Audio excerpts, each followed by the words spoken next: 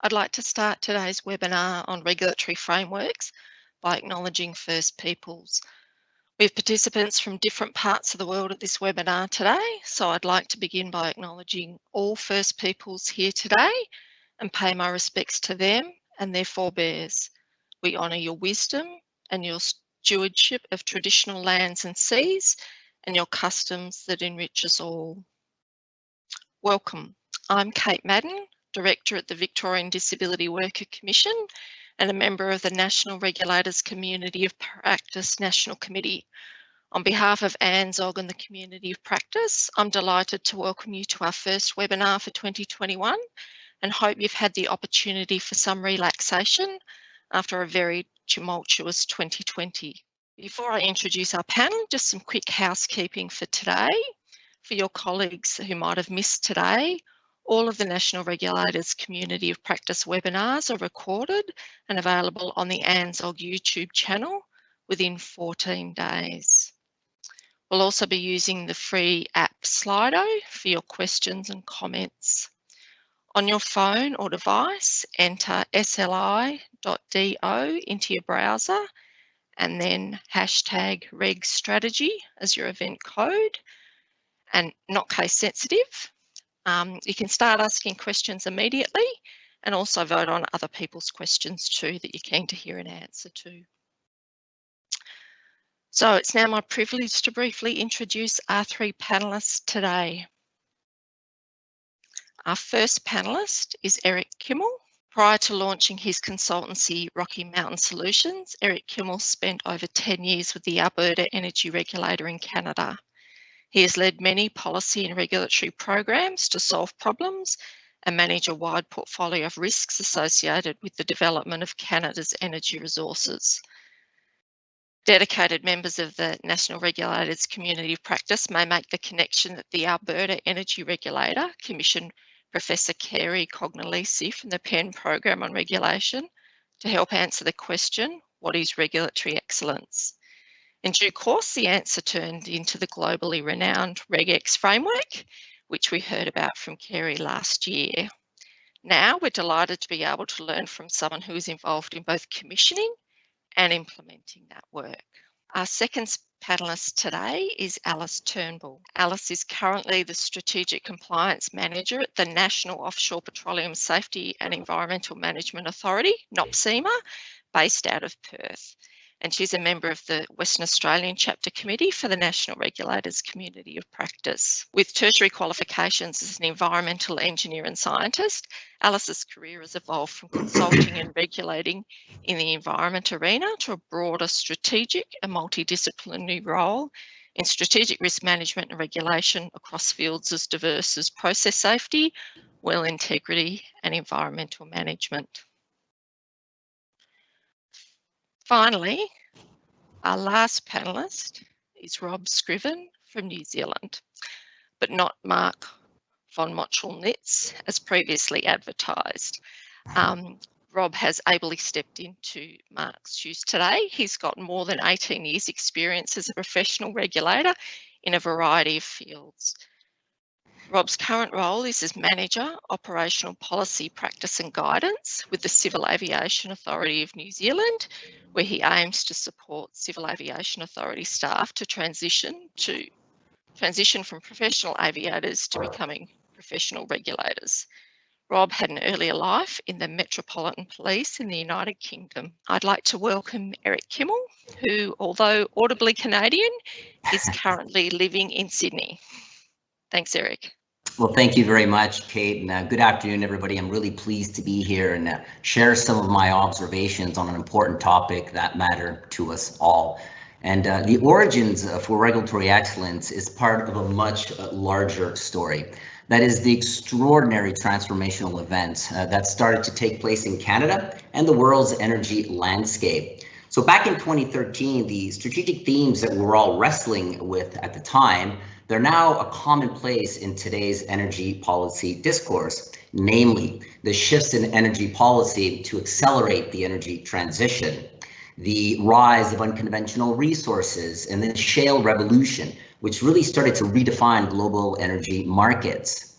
the changes in societal expectations where the public wanted a larger voice in regulatory proceedings and exert more influence on how Canada's resources were being developed. And running in parallel to all of this, there was sort of this corrosive style of policy discourse that was sort of emerging in the energy space, leading to this kind of uncompromising sort of adversarial posture towards the energy sector and particularly energy regulators in Canada.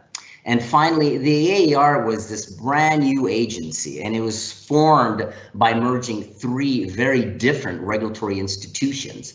So perfecting this legislative union presented its own set of operational challenges that needed to be addressed.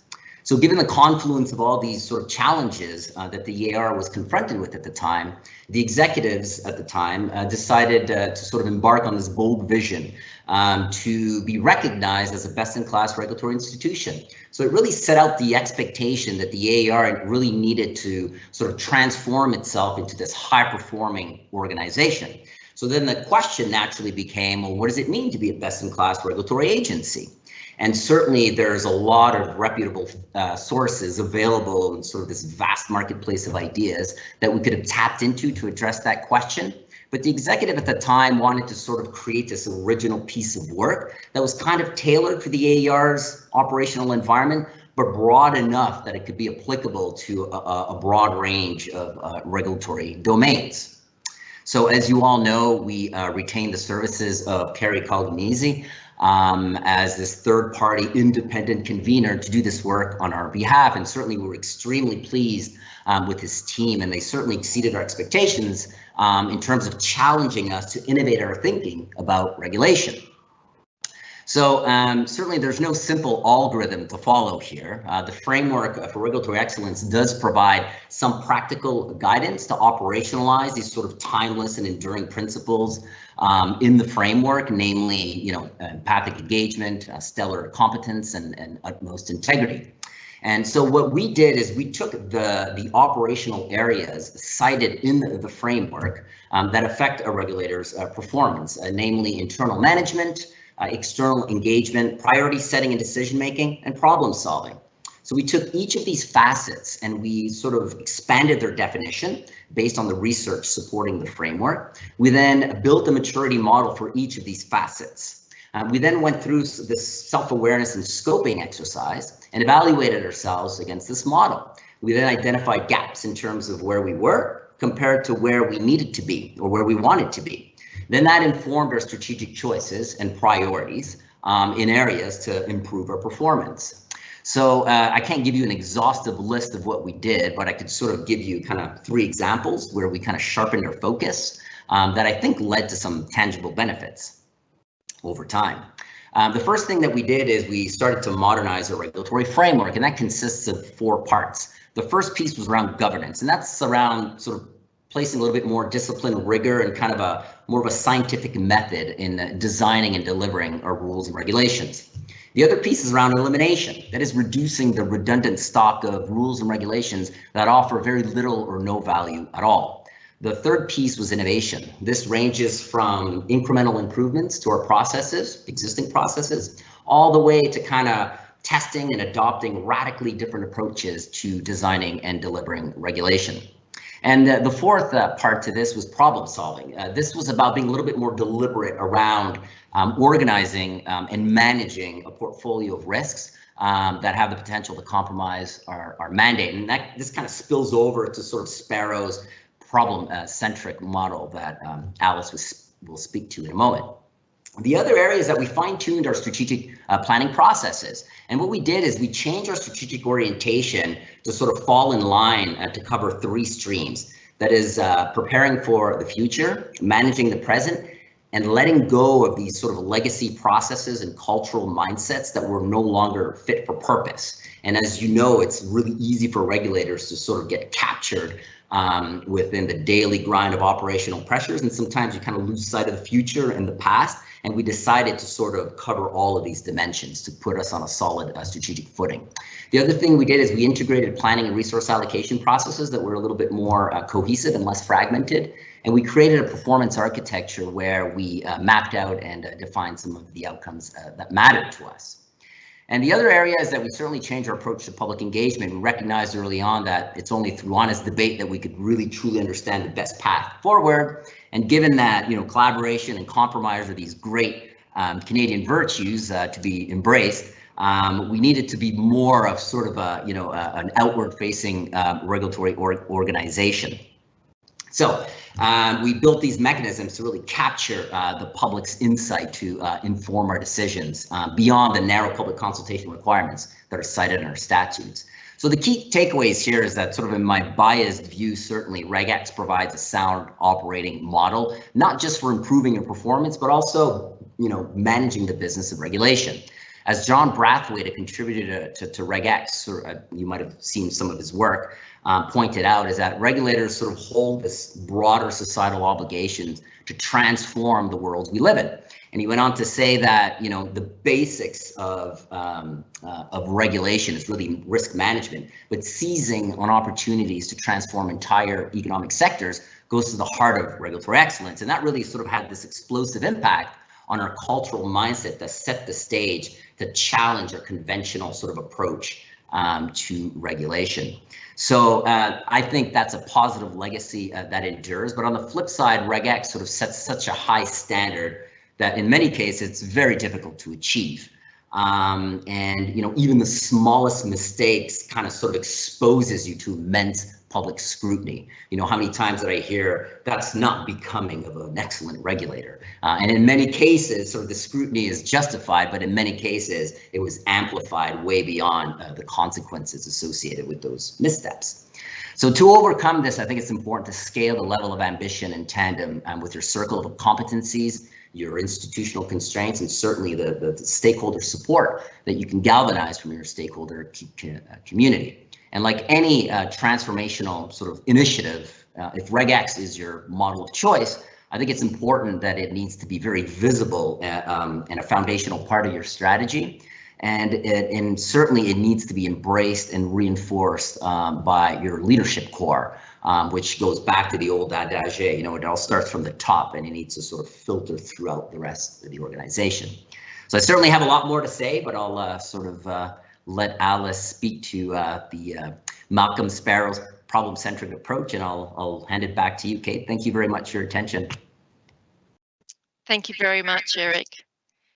If you missed the introduction, you can also get up to speed on the regulatory excellence with last year's webinar on the ANZOG YouTube channel.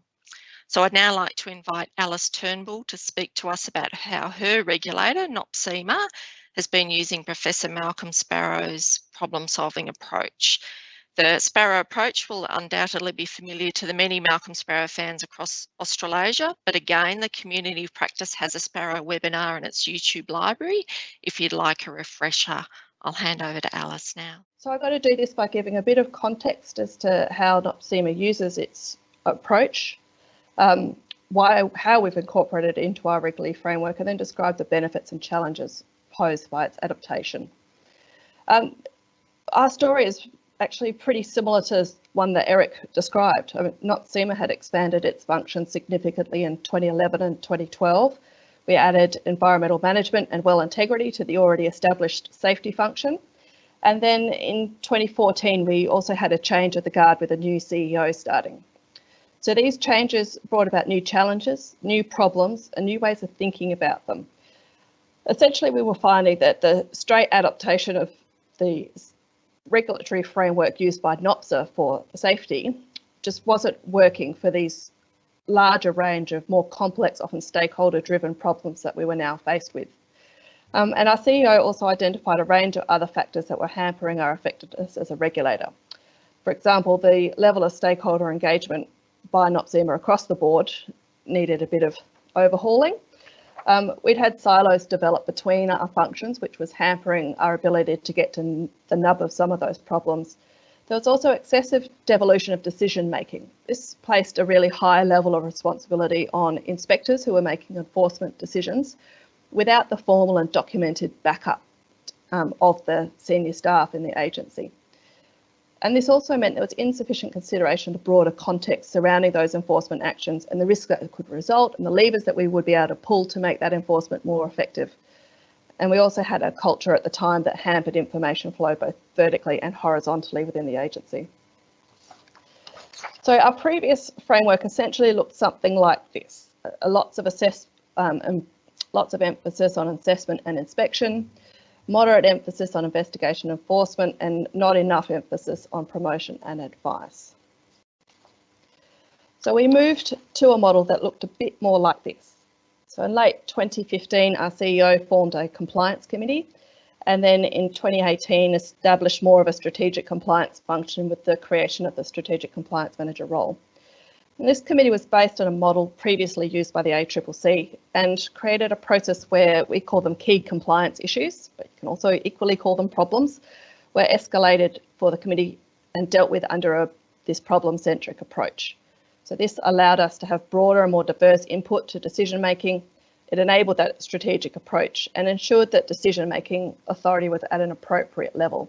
So this strategic compliance strategy is designed to be used as well as, not instead of, routine processes. So just briefly as to how we actually run this in NOPSEMA.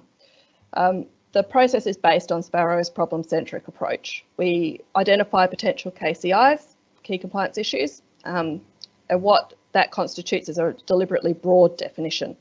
We then ask people to draft a briefing paper for the compliance committee. This is more than just paperwork. This is the thinking process that you need to do to be able to define the problem that you're actually working with and start to develop some strategy.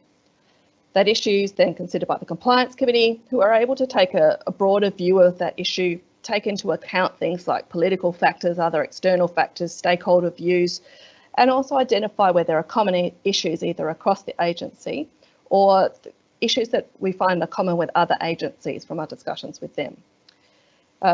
Once that's done, then for the bigger issues, when we draw up a compliance plan, which is that strategy and measures of success development, and then that gets implemented with guidance from a KCI sponsor who's a member of the compliance committee.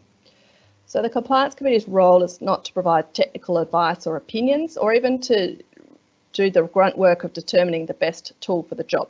Those aspects should be considered before it gets to the compliance committee, which is where my role comes in. As strategic compliance manager, it's about facilitating this problem-centric approach, facilitating this way of thinking within the agency, helping to develop those compliance plans, and also coordinate and help to implement other compliance committee decisions or initiatives, including emerging issue scans and other types of activities. So it's a really broad-ranging role that goes across all levels and teams within our organisation.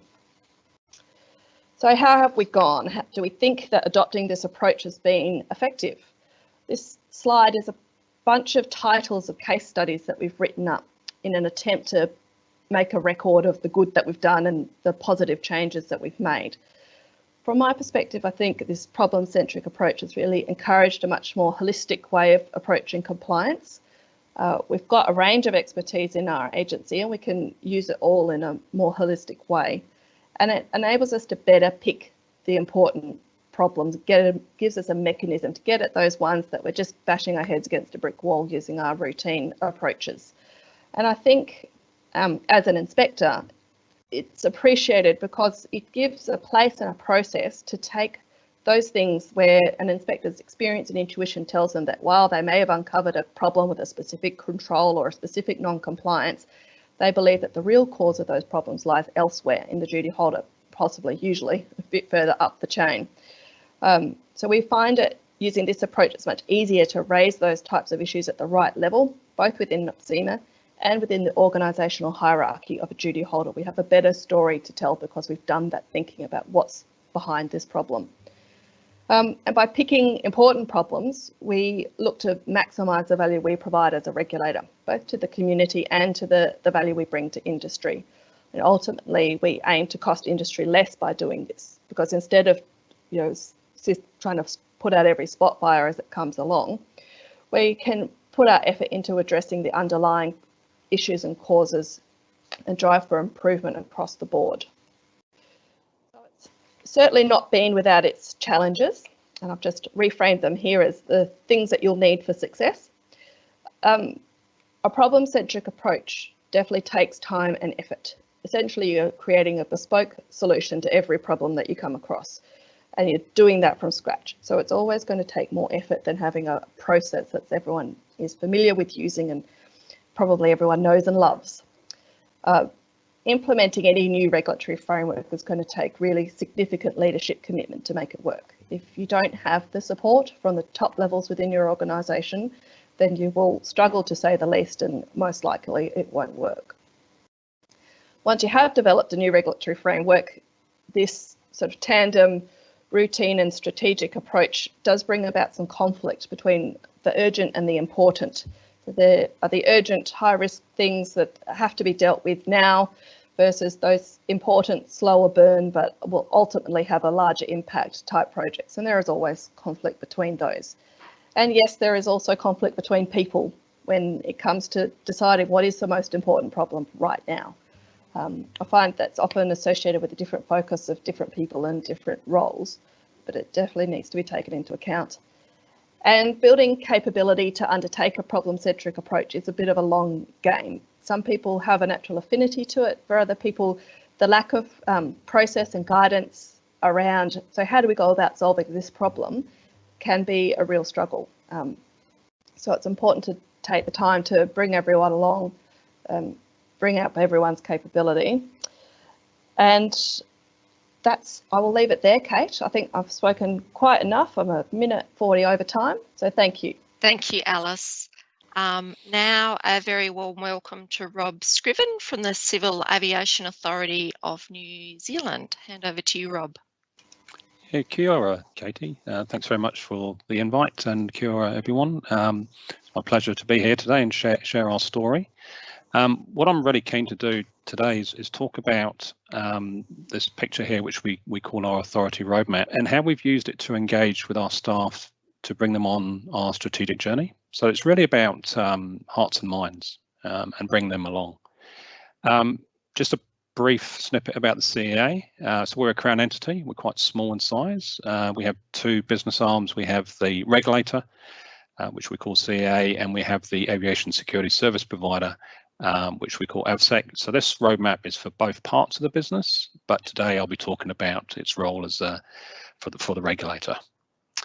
So why do we need this? So about 5 to 6 years ago, there was strong realization that as a regulator, we need to significantly change the way that we did our business. It's actually quite transformational. We had the introduction of performance-based regulation, and that was a material different way of thinking and acting for our staff. We had the introduction of new technology, great exciting opportunities for us to assist New Zealand thrive. And we also, like Alice has been talking about, and many other regulators, we wanted to adopt Malcolm Sparrow's pick the right problems and fix them methodology. So there are a whole series of drivers that meant that we really wanted to do our business quite different.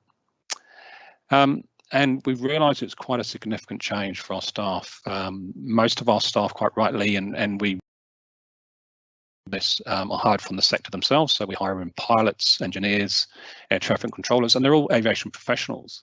But what we wanted to do is to build on that expertise and that skill set and provide them with opportunities to become professional regulators. And that's thinking and acting quite differently to the way they've done their previous jobs. So that's why, you know, we needed to involve them in this process. So how did we create this? The first thing that we realized that it needed to be created by the business and owned by the business. So we had our independent board involved, we had all the senior leadership team and key members of staff involved in the creation of this. And it took probably about 8 months and a number of different workshops in quite a structured way to come up with this picture and with a story. And the value of that is that everyone who was involved in creating it can tell the same story and own it because they've helped build it, which was really cool from our perspective. But the process itself also created other real benefits. We got greater clarity as to what our purpose is and what we wanted to achieve and the type of attributes that we wanted in our organisation. We also identified 3 organisational beliefs, and they were about keeping people safe, helping New Zealand grow, and making a difference in people's lives. And what we found when we engaged with our staff is that often their own personal beliefs were similar, and that helped with that engagement, which was really cool from our perspective. So you can see it's very busy. So when we tell the story, we break it up into sort of 5 parts. So the top left-hand side is where you can see the balloon, which relates to an unfortunate accident where 11 people died in Carterton in 2012, and 9/11. And what we use this for is to really, and it resonates with our staff, is to say that, you know, if the regulatory system fails and people die, the majority of our staff see this as a vocation. This really resonates to them, so that really helps create that buy-in. The top right, and if we can move across, please, Tony, is about the aspiration that we want for the aviation system. It's about the role that New Zealand can play in the international environment, and how a safe and secure aviation system can help New Zealand thrive from tourism, trade, social connection and the like. And what that does, it really helps staff realise about what we're here for and the bigger picture. If we drop down a bit, we then see the future aspirational state for our organisation and the attributes that we want.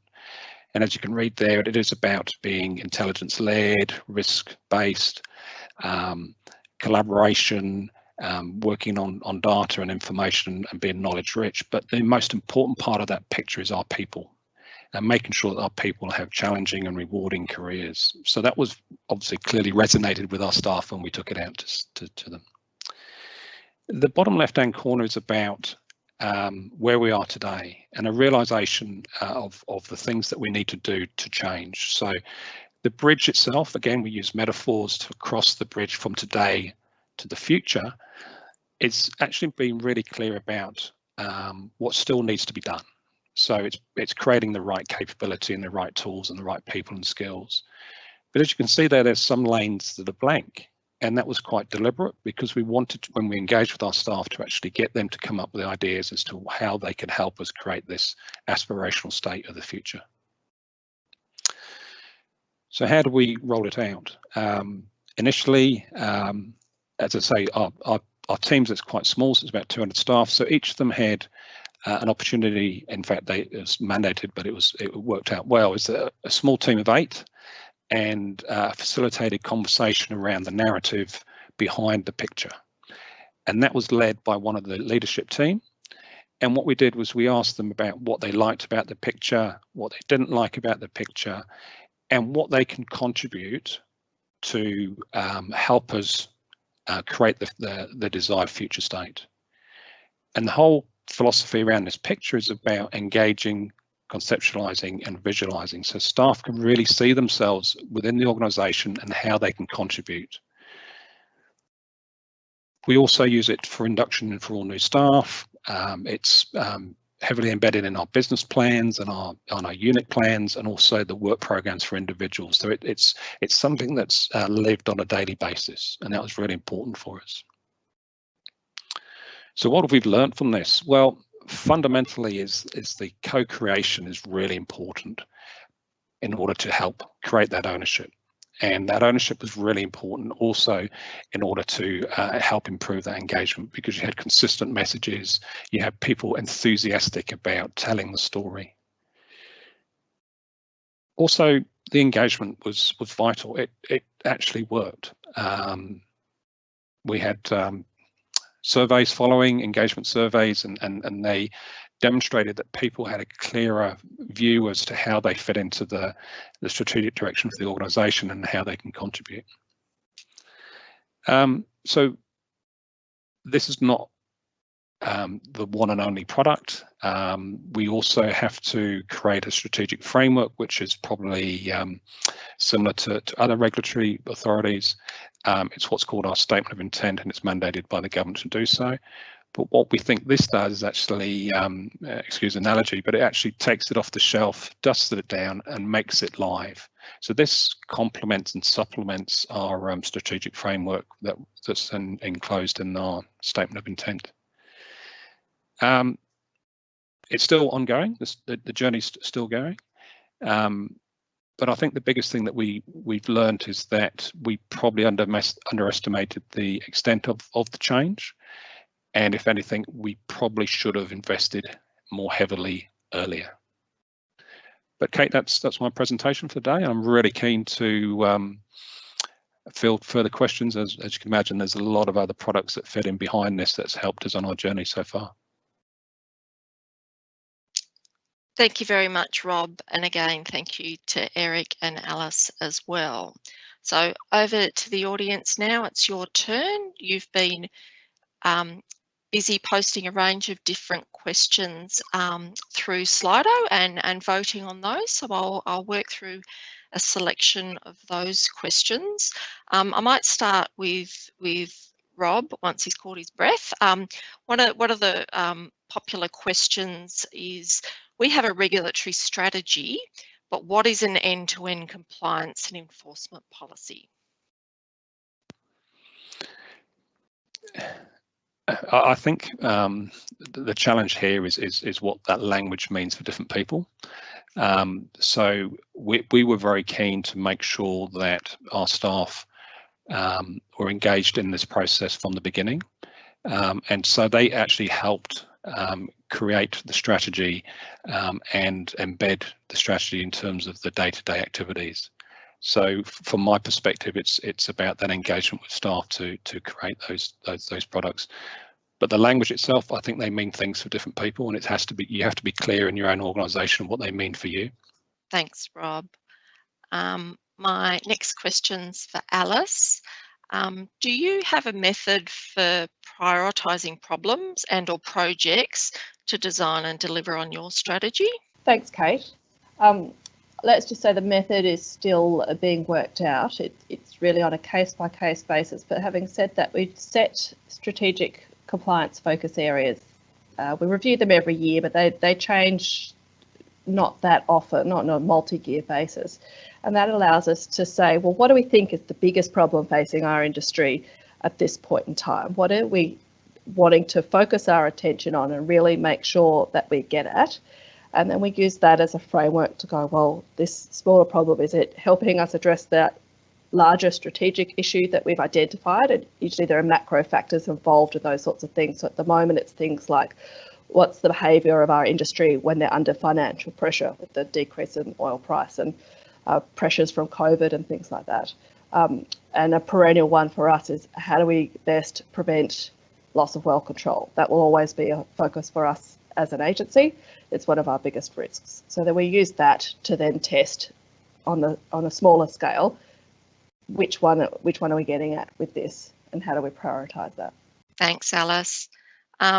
Eric, I'll ask the next question of you. In your presentation, you talked about one of the key elements of regulatory excellence is empathic engagement.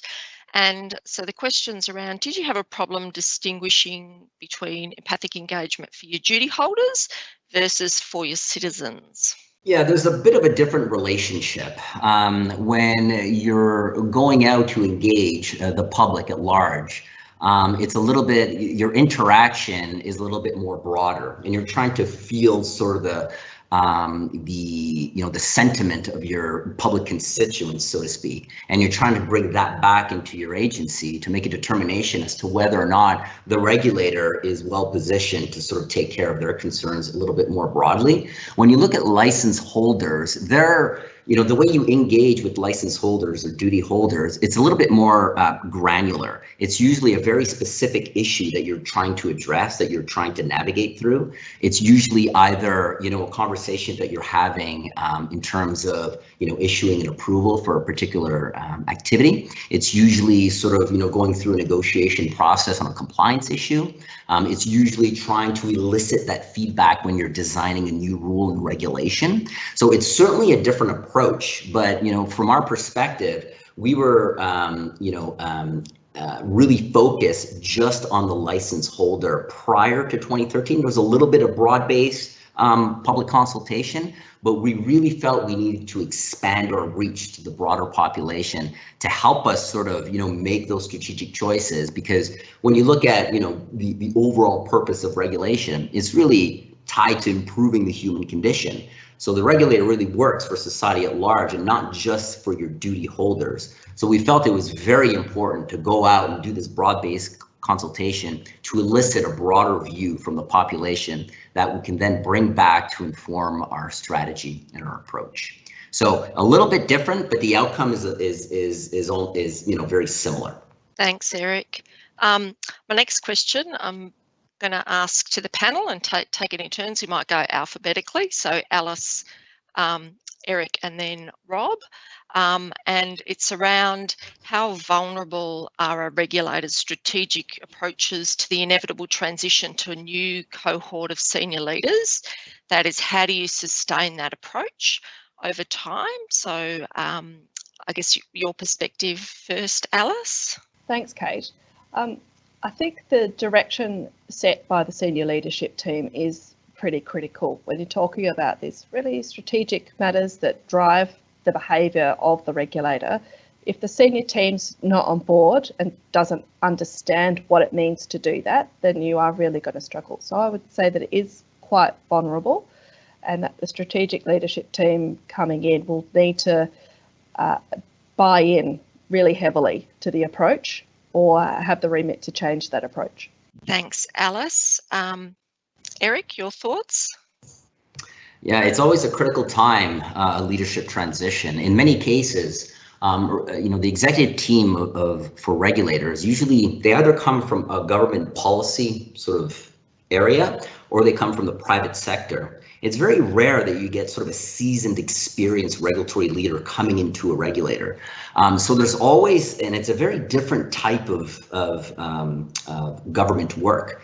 And so there's a bit of a sort of an indoctrination that we need to go through with our executive. And for the most part, they're very open to it.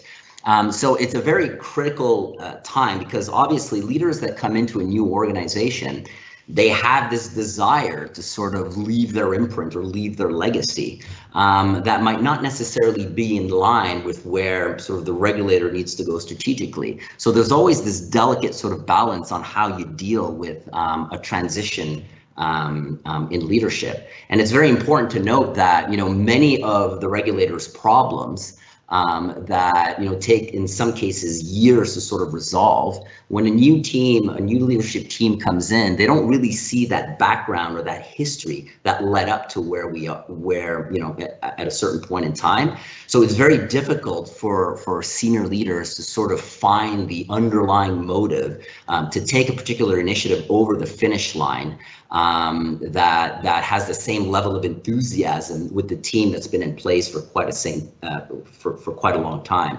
So yeah, there's definitely a critical risk factor in any type of leadership transition, but that I think that for the most part, in my experience, a new leadership team has always been open to sort of tap into the to the organizational knowledge to help them sort of through that transition.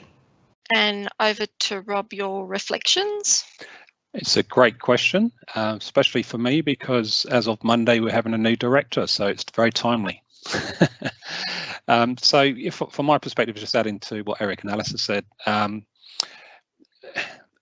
there are also a number of influences around our strategy. The purpose of our being, the community that we serve, those things are often constant. So when we found that we were revisiting our strategic direction or our frameworks, is that a lot of the ideas within the authority roadmap that I've just talked about remain true. So for me, if we stay true to our purpose and stay true to the intent of why we're here, then the strategy can be helped and shaped underneath it. And I actually obviously encourage refreshing of that anyway. So we should be seeing change of leaderships as opportunities to refresh and relook at how we do things, as long as we stay true to our purpose and our intent. Thanks, Rob. Lots more questions popping up, so I'll just do a quick scan. I might pass this next question to Alice, and this one specifically around your compliance committee. And how do you ensure that members of the compliance committee have the time and resources to dedicate to complex problems on top of their operational responsibilities? You might have to ask them that. It is tricky. We have compliance committee meetings fortnightly. They're an hour and a half long each, and they're a fixture of the executive team calendar that is pretty, it doesn't get moved very much. And they have made an explicit commitment that if there is an urgent matter, and particularly on the enforcement matters, if something comes up, then they will convene in an ad hoc way to consider those very quickly. And that is part of their commitment to the agency to say, you know, we're not going to hold you up, not SEMA, on these critical decisions that need to be made, particularly when there is enforcement that is needed to manage an immediate threat or an immediate risk. We will get onto that as a priority. So it's a commitment that the executive have made to make that strategic compliance their priority. For the longer burn issues, yeah, definitely always got that trade-off between the urgent and the important. My next question, I'll direct this to Eric. How can regulatory research be more readily translated into what is operational regulatory policy within a regulator, so to operationalise the insights from research? Well, it's a good question. I think most regulators that I've interacted with have a huge body of research that inform their decisions. So it's all contextual. It depends on the type of research, but for the Alberta Energy Regulator, it's a highly technical agency. And going to Alice's point, you know, one of the big technical risks that you're trying to manage is well integrity, pipeline integrity, a variety of different sort of safety measures. And so there's a lot of research, a lot of new thinking that goes into kind of setting new standards to ensure that type of development happens in a way that's safe, that's responsible, and that's acceptable to our broader stakeholder community. So it's always a challenge to sort of translate academic research into an operational setting, but it's necessary. Academia has always played an important role in informing regulatory policy decisions, particularly in a highly technical field such as oil and gas development. So, I mean, it happens all the time. It depends what type of academic research they're referring to. But in my experience, academia and research plays a huge role in informing our decisions, particularly around regulatory standards. And we usually have the right type of, competent staff to sort of translate that research into operational reality. Thanks, Eric. Another important question that's been raised is around changing staff's mindset to a new way of regulating, and Alice and Rob both raised this in their sessions. I might ask Rob whether you can just talk in a bit more detail and expand in terms of what the challenges and strategies that you use to work through this. Obviously you did cover I'm a visual person, so I loved your fantastic visual diagrams for taking stuff along the journey, but just if you could talk a little bit more about that. Yeah, absolutely. So clear that the picture helped because it sort of described the future state, and that's really important for staff to know what is expected of them in the future. And to support that, we created a competency framework. So what are the competencies that we require in a modern professional regulator? And there's a strong focus on the behaviours that we want those regulators to perform. And that's around critical thinking, problem solving, influencing, communicating. They're all probably quite common to most regulators, but it was actually useful for us to articulate what they are, but also create learning experiences so that our staff can actually develop those behaviours in a safe environment and then transition those into their practice. So it was a challenge because we had we have got professional aviators that we want to become professional regulators, and that is quite a difference.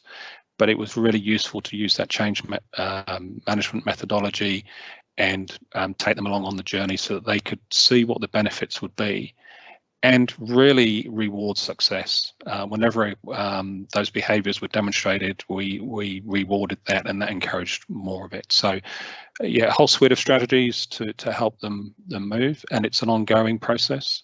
It's not quick, but we've seen some really good results so far. You've touched on that a little bit then, Rob, around one of the other questions that's rated quite highly is it easier to employ a specialist and teach them regulating skills, or is it easier to employ an experienced regulator and teach them the specialty skills? And I think the regulators that all three of you have been involved in, I think, could offer different insights into that question. So I'll hand to Rob first, because you started touching on that already, and then go to Alice and Eric. I think the environment that you're regulating is the important factor here. I think the more technical the area, a stronger technical knowledge as a basis is important. So I would, for our environment, the technical basis is really foundational and vital, and we build on that. So that's our recruiting strategy, is to hire technical experts and turn them into regulators. But we are in the near future thinking about supporting those technical experts with professional regulators like who are non-technical experts, so you can team your way through the problems. But that's quite new for us. Thanks, Rob. Alice, your thoughts? I'll second everything that Rob just said, really. Again, regulating the oil and gas industry, really highly technical field. So we do take people from industry by and large and then give them the skills to be regulators. I think we've got a way to improve in acknowledging and teaching those regulatory skills. That's certainly an area where we need to improve. But there's a certain amount of credibility that you have to have when you're regulating an industry as technical as the aviation or the oil and gas industry. And there's a certain amount of experience that you need to have to be able to know when someone's pulling the wool over your eyes, or they're not telling you the whole story, or they're just not thinking about the full range of things that could have happened as a result of an incident, for example. So, yeah. Thanks, Alice. And over to Eric. Yeah, I think it's a mixed approach. There's certain regulatory competencies that are quite that sort of apply to a broad range of regulators, whether you're in economic regulation, social regulation, whether you're regulating the oil and gas industry, or in healthcare. Managing compliance from a legal perspective. There's sort of these generic steps that all regulators take. But then there's this technical component that needs, in many cases, needs to be, taught from external sources, such as, well engineers, for example, or reservoir engineers, air quality specialists. And then you have these other sort of organizational behaviors that need to be taught in-house. And the AER spent a lot of time to try to sort of integrate sort of the attributes of Reg X as part of our sort of organizational behavior. So for example, when we speak about integrity, it's all about doing things for the right reasons. And when we speak about, competence, it's about doing things the right way. When we speak about empathic engagement, it's about, being open to new ideas, listening and responding to feedback.